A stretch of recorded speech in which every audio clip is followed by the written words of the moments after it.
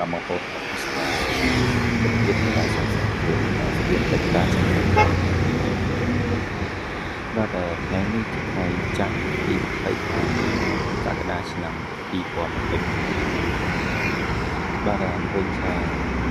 គឺស្ពានទាំងមូលសាងសង់បានយ៉ាងគួរសមហើយបាទទឹកមកចំទឹកនេះបានប្រហែលជា80%ហើយគឺស្ពាន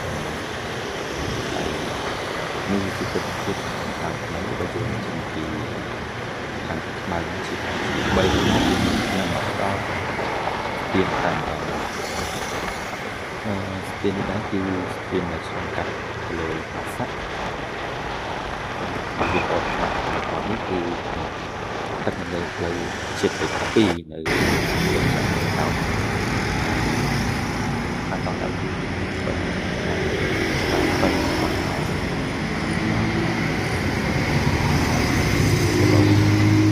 ដល់ស្ពាននេះហើយទីទៀតផ្លូវនេះគឺសាងសង់អាចជីកាត់មកបានតាមជាទីអល់ពូយើងអាចគាត់តាមពូតាមទៅ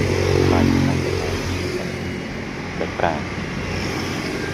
តែហើយកងពូនៅប្រដុកនេះដូចជាទៅប្រាំនេះពីសួរតាមទៅបាទគឺថាឆ្លងកាត់ទៅវិញមកចំណាយពេលទឹកជាមួយដែរទៅទីអត់3ទៅខាងកោតទៅទីពេញហោះក៏ទៅខាងទឹកគឺអីលឿនមែនតើមានផ្លូវមួយខ្សែនេះបាទហើយចំណុចដែលខ្ញុំមកឆ្លងថតនេះគឺទៅតាមផ្លូវប្រាំបាទនៅចង់ចំណុចទីដែរជីកតាមក្រោមស្ពានមកចាច់តាមក្រោមស្ពានឆ្ពោះត្រង់បាទខាងនេះក៏មានរំមុំដូចគ្នាដែរដូចចែកធម្មតាហើយពេលនេះបេតុងក៏បានចាក់ពីក្រុនហើយផងដែរតែខាងសងខាងផ្លូវតែគឺនៅរៀបចំពន្ធលូនិងទៀតឥតកាឡាដើម្បីឲ្យខាងសងខាងផ្លូវមានសុខភាពឲ្យកាន់តែស្អាតផងដែរបានហើយយើងជិះមកត្រង់ហើយមកដល់ចំណុចខាងចុងស្ពានខាងនេះបាទយើងនឹងឃើញមានកំពង់មួយខ្ញុំបង្ហាញបងប្អូននៅវីដេអូបន្តិចទៀតបាទកំពង់មួយនេះហើយយើងមកជិះតាមកាត់កំពង់មួយនេះយើងជិះទៅត្រង់ទៀតគឺចាក់ចូលទៅតាមបូរីពេញហួតបាទនេះបងប្អូនអាចទស្សនានៅវីដេអូដែលខ្ញុំថតនេះផ្លូវបេតុងខាងនេះបាទ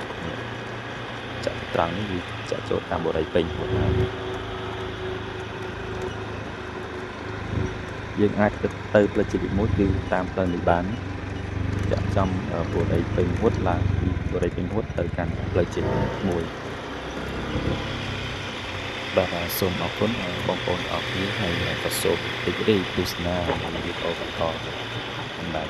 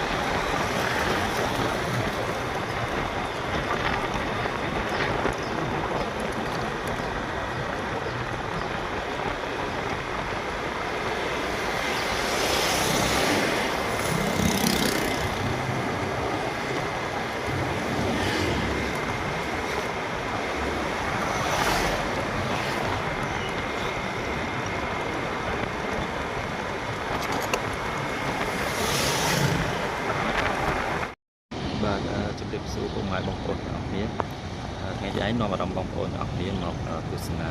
ទស្សនវិជ្ជាការសាងសង់ស្ពានបែកប្រាចាក់តែក្រោមអស់គ្នាបាទថាស្ពាននេះដែរគឺសាងសង់បាន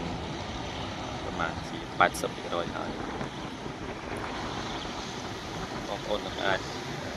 ធ្វើការឆ្លងកាត់ធ្វើដំណើរតាមស្ពាននេះឆាប់ៗនេះបាទต้องទូស្ពានទាំងមូលបាទគឺចិត្តតបភ្ជាប់នេះហើយនៅតែបន្តិចទៀតទេគឺតជាប់ទូស្ពានទាំងស្រុងហើយបាទ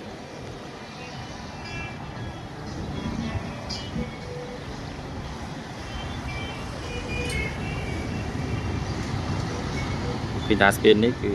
ខាងវិស្វករដូចជាខាងក្រុមជាងយើងគឺសម្រាប់ធ្វើខ្លាំងមែនតើដើម្បីឲ្យរួចរាល់ក្នុងពេលឆាប់ៗទៅមុខនេះ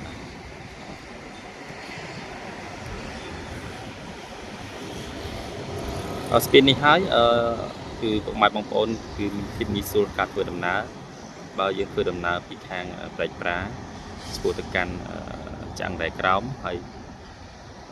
ធ្វើដំណើរទៅមុខទៀតដល់ EON 3 ទាំងដល់ EON 3 ហ្មងបាទហើយពីផ្លូវជាតិលេខ1ក៏ងាយស្រួលដែរគឺគេតបភ្ជាប់ពីផ្លូវជាតិលេខ1ចាក់ចូលតាម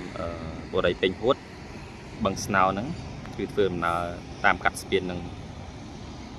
ផងដែរបាទ